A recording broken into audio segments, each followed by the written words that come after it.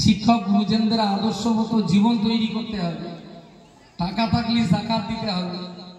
বাড়ির পাশে গান বাজনা বাজলেও শব্দ আমার কানে যাবে, কিন্তু আমি গান শুনবো না।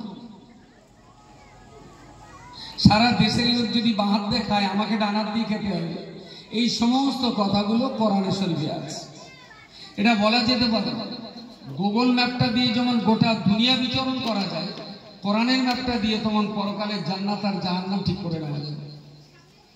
এবং এই দুনিয়া পরকালের জান্নাতে যেতে গেলে দুনিয়ায় কোথায় কোথায় যাওয়া লাগবে সেটা কোরআনের ম্যাপ বলে দেবে। পরকালে জাহান্নামে তারাই যাবে যারা দুনিয়ার এই কোরআনে বলে দেওয়া জাহান্নামের রাস্তায় জীবন কাটিয়েছে, তারা জাহান্নামে যাবে। তো কোরআনটাকে জীবন চালানোর ম্যাপ হিসাবে নিতে হবে। জীবনের প্রতি ক্ষেত্রে কোরআনটাকে কাজে লাগাতে হবে। যারা গাড়ি চালায়, আর এখনো আমাদের বসিরহাটে এসেছে, আচ্ছা এখানে বসে যদি সোনা হোটেলের বিরিয়ানি অর্ডার করা হয়, খর্দ দিয়ে যাবে? হ্যাঁ, দিয়ে জিজ্ঞেসে কোনোদিন? আপনার তো এত বোঝার কথা না, আপনার যে বয়স থাকে তো যাই হোক, কৃতিত্বটা আপনার না, মনে হচ্ছে নাতিটা দিকে অর্ডার করে। তাহলে তো ভালো, মাস্টারমশাই মানে তাহলে তো আপনি তার বলা কিছু নেই। অনেক মাস্টারমশাইরাও এখন বাচ্চারা যা বসবে মনে হচ্ছে মাস্টার হলেও নাতিটাতিকারও একটা গুরু করতে হয়েছে, নাতিটাতিকার শিখতে হয়েছে। কারণ আজকালকের বাচ্চারা এত স্মার্ট, মোবাইল সম্পর্কে ভাবা যাবে। আমি যে মোবাইল সব বুঝি তা না, তো ছোট ছোট বাচ্চাদের কাছ থেকে কিছু কিছু অপশন শিখছি। আমি সারা জীবন মোবাইলে যা লাগে সার্চিং অপশনে যে আমি লিখে দিই, বলে দেয়। আমার বুড়ো বুঝিটা যাবো লেখালেখি ঝামেলা করতে হবে। অপশন টিপে দেয়, বললো কি যে ইসলামিক কার্টুন। আমার কাছ থেকে ফোনটা কেড়ে নিয়ে আমি লিখেছি ISLAMIC ইসলামিক কে কার্টুন লিখে, তো যাবো লেখাটাকে করতে হবে। ও অপশনটা দিয়ে মুখিটা দিয়ে বললো ইসলামিক কার্টুন, কার্টুন দিয়ে ওরা আমার জানা ছিল। তার মানে আমার বুড়ো কোচির কাছে আমার এখন শিখছে।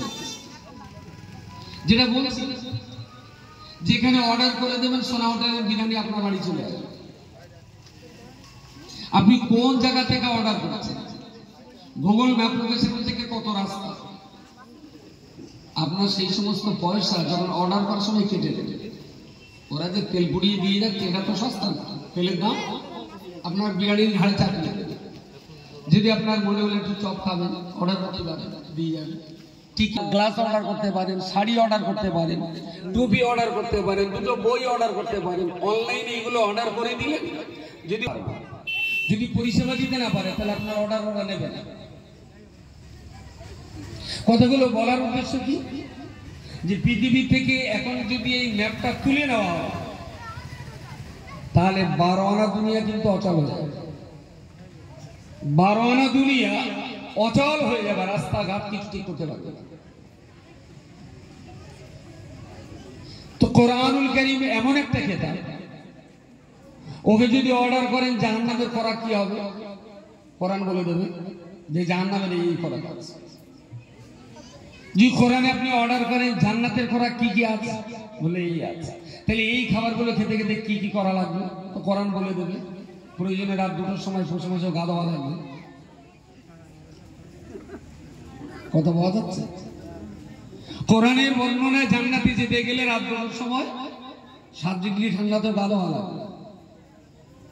সুতরাং কোরআনুল কারীমটা শুধু মরা লোকের সওয়াবের জন্য নয়, আর জিন্দা লোকের সওয়াব কামাই করার জন্য নয়, আর মরার পরে কোরআনের তেলাওয়াতকারীর বাপ্পার মাথায় টুপি পরাবার জন্য কোরআন আসেনি। কোরআন এসেছে পৃথিবীতে যতদিন বাঁচবেন আপনার জীবনের চলার পথে প্রতিটা ক্ষেত্রে ক্ষেত্রে গুগল ম্যাপ যেমন আপনার কাজে লাগে, কোরআনও তোমার আপনার কাজে লাগে। সুতরাং কোরআনটাকে ম্যাপের মতো করে জীবনের প্রত্যেকটা ক্ষেত্রে যারা কাজে লাগাতে পারবেন, নিঃসন্দেহে কোরআন তাদের জন্য অনেক মূল্যবান কথা, অনেক মূল্যবান কথা। হয়তো মনে হতে পারে কোরআনে জাহান্নামের কথা আছে কেন? আরে জাহান্নামের কথা আছে এই জন্য যাতে তুমি জাহান্নামে না যাও তার সতর্কতা। কোরআনে ফিরআউনের কথা আছে, কেন আছে? যাতে কেউ ফেরাউনের মতো যেন তৈরি না হয়, তার জন্য কোরআনে ফেরাউনের চরিত্র বলা আছে, নবীর কথা আছে। কেন আছে? যাতে আপনি নবীর মতো করে জীবন করতে পারেন, তার জন্য নবীর কথা আছে। কোরআন হলো মুত্তাকি পরেজগারদের জন্য পথ প্রদর্শক। তো এই কোরআন খারাপ থেকে বাঁচার জন্য, ভালোটা বাছাই করে নেওয়ার জন্য কোরআনুল কারীম আল্লাহ আমাদেরকে দিয়েছে। এই গতি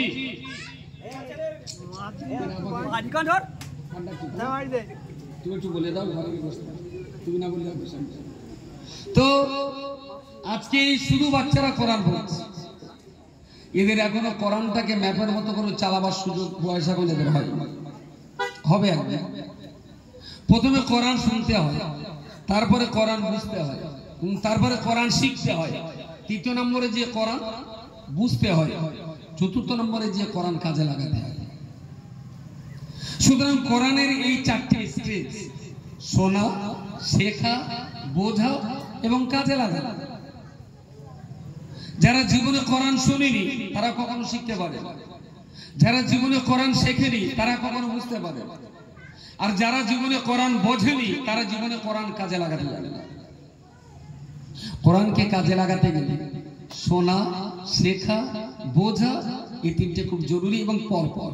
বলে আমি কোরআন শুনিও নি, পড়িও নি, কিন্তু আমি বুঝতে পারি খুব ভালো, তার পাকা চিঠি। কোরআন শুনেও নি, পড়িও নি, কিন্তু আমি কোরআন দারুণ বুঝতে পারি। এগুলো পাক্কা ঢ্যাব না বলা যেতে পারে। কেউ যদি বলে আমি বেশাদি করিনি কিন্তু তিনটে কোচি আছে, ও যেরকম ইবলিস, সেই ক্যাটাগরি ইবলিস। কোরআন শোনা ছাড়া, কোরআন শেখা ছাড়া, কোরআন শোনা ছাড়া শেখা যায় না, আর কোরআন শেখা ছাড়া বোঝাও যায় না। আর কোরআন না বোঝা মানুষ কোরআন মেনে চলতে পারে। আমরা যা ওয়াজ নসিহত করি কোরআনের আয়াত টেনে টেনে, জনগণ যে কি বোঝে আমরাও খানিকটা বুঝি। আমরা যে কোরআন বিরাট বুঝি তা না, তো দুটো চারটি আয়াত যা বুঝি পাবলিককে দেই, পাবলিক হুতুসে সুবহানাল্লাহ বলে, হুতুসে বলে সুবহানাল্লাহ বলে। আমি জিজ্ঞেস করি সুবহানাল্লাহ মানে কি, একটাও ঠট তুলতে পারে না। আচ্ছা তুই ভাই কি জন্য বললি?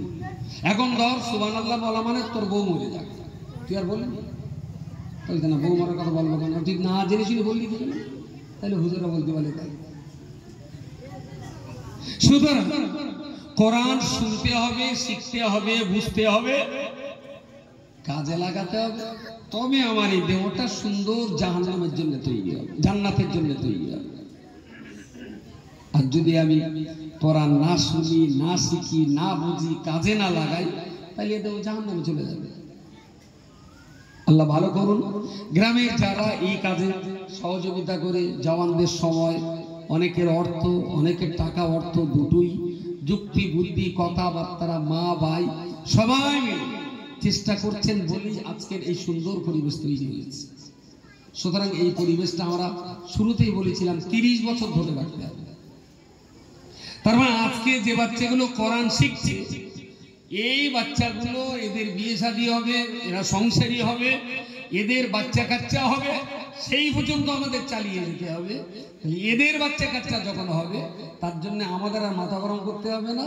ওর বাপ মাই তখন তার সন্তানটাকে মানুষ করার জন্য, বুঝলেন? তাহলে পুরো একটা প্রজন্মকে আমাদের পাল্টে দিতে হবে, তারপর আমরা বিশ্রাম নিতে পারবো। ওরা তখন নিজেরা নিজেরা চালিয়ে নেবে ইনশাআল্লাহ। আজকে কটা ছেলে কটা মেয়ে?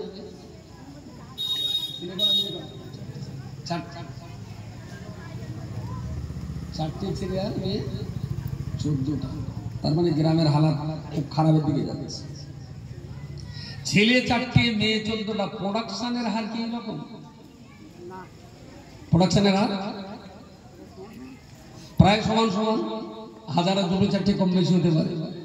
এখানে 4টে ছেলে আর 14টা, তার মানে 3 গুণ মেয়ে বেশি। এখানে গ্রামে কিন্তু জন্মহারে 3 গুণ মেয়ে বেশি নেই। আরো 100 যদি ছেলে থাকে তা মেয়ে 97-95 এরকম আসবে। মেয়ের সংখ্যা জন্মহারে কম, কিন্তু কোরআনের স্টেজে মেয়ের সংখ্যাটা বেশি। তার মানে ছেলেদেরকে মক্তবে পাঠানো হচ্ছে না। এটা কিন্তু এই বক্তব্যের জন্য একটা খুব ব্যাড নিউজ। বছর অন্তে যখন সার্ভে হবে এই বক্তব্য কিন্তু নাম্বার কম পাবে। তার মানে গ্রামের ছেলের বাবাদেরকে বোঝানো হচ্ছে না, মেয়ের বাবা বুঝলেও ছেলের বাবা বুঝতে চায়। হয়তো ছেলে বিড়ি বাঁধে, হয়তো ছেলে সেলাই কাজ করে, ওই 3-4 পর্যন্ত পড়িয়ে সেলাই কাজে দিয়ে দিল, পয়সা রোজগার হবে। আমি আবার বলছি, কয় ভাই বলি? তিনি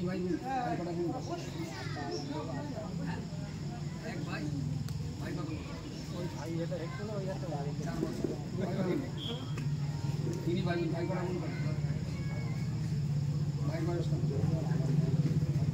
সব ছেলে তো ঠিক নাবিকা থাকে, এরও ভাই বয়স 4 বছর, এরও ভাই বয়স কয় ভাই বলি? 2 বোন ভাই, 2 বোন ভাই, একদম একা। তোরা কাজ 2 ভাই, আরেকটা ভাই ও বয়স কত? 18। কোথায় থাকে? গাঁড়াতে 2 ভাই, আরেকটা বুড়ো, 1 ভাই 1 বোন। লাস্ট ভাই বোনই করে হাতে কি মুদি বুঝে আছে? 2 বোন ভাই নেই। ভাই বয়স কত? 12। কি করে? কোন মানুষ? বলতে পারা চলে গেছে, তাহলে তো ভালো। ভাই বোন কটা? একদম একা নেই, আবার বেঁধে দেবে তো ভাই বোনই কটা?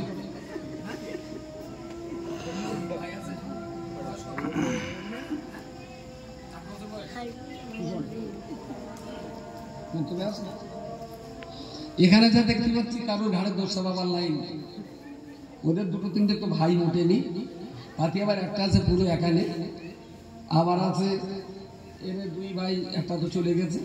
গ্রাম সার্ভে করে দেখতে হবে, সার্ভে করে যে সমস্ত বাড়িতে আমাদের এখানে গ্রাম সার্ভে করে দেখতে হবে যে সমস্ত পরিবারের ছেলে আছে কিন্তু আমাদের এই সিস্টেমে পাঠাচ্ছে না, তাদের বোঝাতে হবে, একটা মাস কাজ করুন, ছেলের সঙ্গে বাড়বে। টোটাল বক্তব্যে ছেলে কথা মেয়ে কথা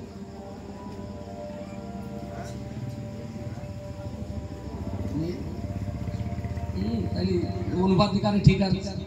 এখানে যেমন 4টে ছেলে 14টা মেয়ে, ওখানে হিসেব ঠিক আছে, 20টা ছেলে আর 80টা মেয়ে। লক্ষণটা কিন্তু ভালো না, মোটেই ভালো। সুতরাং গ্রাম সার্ভে করে যে পরিবারের ছেলেরা বক্তব্যে আসছে না তাদের বাবা মাদের বোঝাতে হবে, দেখো তোমার মেয়ে সুন্দর করে কোরআন শিখবে, দারুণ সুন্দর তেলাওয়াত করবে, তোমার মেয়ে কিন্তু বিয়ে দিলে শ্বশুর বাড়ি চলে যাবে, জানাজা পড়ার জন্য দরকার পড়ে তোমার ছেলেটা, জানাজার জন্য। বাপগুলো কত বড় গান্ডু, মেয়েরা ভালো লেখাপড়া শেখাচ্ছে, সে যাবে পরের বাড়ি আর ও থাকবে ছেলের কোলে, সেই ছেলেটা লেখাপড়া শেখাবে না, যাতে বুড়ো বয়সে মুগুর মারার লাইনটা ক্লিয়ার থাকে। মূর্খ পুত্র জবের সমান। আর যে ছেলেরা কোরআন শিখছে না, ভালো লেখাপড়া করছে না, লিখে রাখুন, ওই ছেলে এত জ্বালান চালাবে, বুড়ো একটা টাইমে মসজিদে দেখা করবে। অভিভাবক যদি জিজ্ঞেস করেন কি ব্যাপার, তাহলে খোকা বাড়ি ছেলে আর ছেলের বোঝা অত্যাচার, তার চেয়ে মসজিদে টাকা লাগবে। এই জন্য বলছি ছেলেদেরকে বক্তব্যে পাঠান। মেয়ে কোরআন শিখছে, তেলাওয়াত করছে, এটা যতটা জরুরি ছেলেটাও কিন্তু ততটা জরুরি। প্লাস পয়েন্ট এটা, মেয়ে লেখাপড়া শিখে শ্বশুর বাড়ি চলে যাবে, আপনার সংসারে কিন্তু ইসলাম থাকবে না। আপনার সংসারে ইসলাম রাখতে গেলে আপনার ছেলে সন্তানটাকে কিন্তু কোরআন শেখানো, আদব আখলাক তালিম তরিবার শিক্ষা দেওয়াটা অত্যন্ত জরুরি, খুবই জরুরি। পড়ো যেটা বলবো এটা জোরে জোরে পড়বে। হ্যাঁ, এর ভিতরে স্কুলে যায় না কে? সবচেয়ে ছোট ক্লাস কে? 2, 3, 1, 4, 3,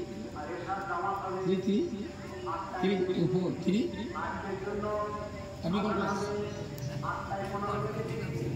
সবচেয়ে 1 এর বাচ্চা আলহামদুলিল্লাহ তার মানে বাচ্চাটা 1-এ পড়ছে, মানে কত বয়স? হার্ডলি 6 6.5, তাই না?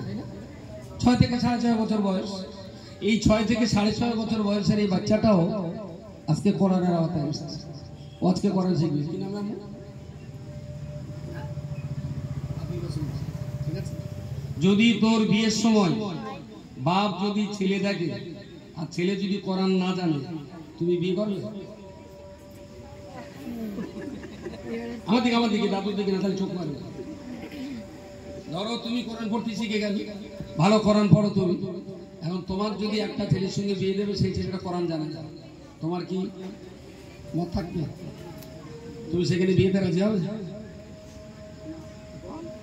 ভালো না বুঝি? বলো এরা মানে গালতে বলতে হবে, জোরে বলো। এমনি তোর বিয়ে দেওয়াই মুশকিল, গালের দাঁত পড়ে গেছে।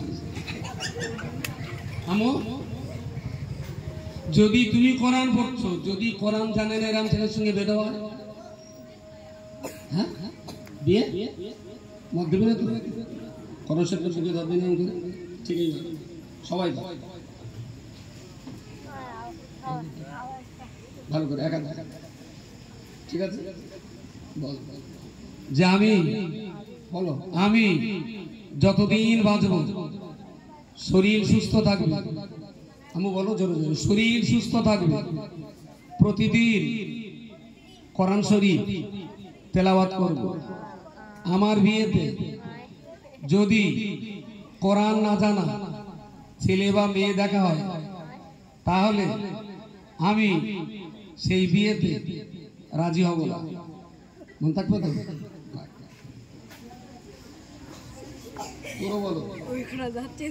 তুই কোরআন শিখবি সুন্দর করে, যদি বৌমা কোরআন না জানে, রাজি হবি? যদি বাপ তাড়া দেয়, আমার বাড়ি চলে যাবে। ঠিক আছে, জোরে জোরে পড়বে। হ্যাঁ, গলা ছেড়ে দিই। আউযু বিল্লাহি মিনাশ শাইতানির রাজীম। বিসমিল্লাহির রহমানির রহিম। আলহামদুলিল্লাহি রাব্বিল আলামিন। আর রহমানির রহিম। মালিকি ইয়াউমিদ্দিন।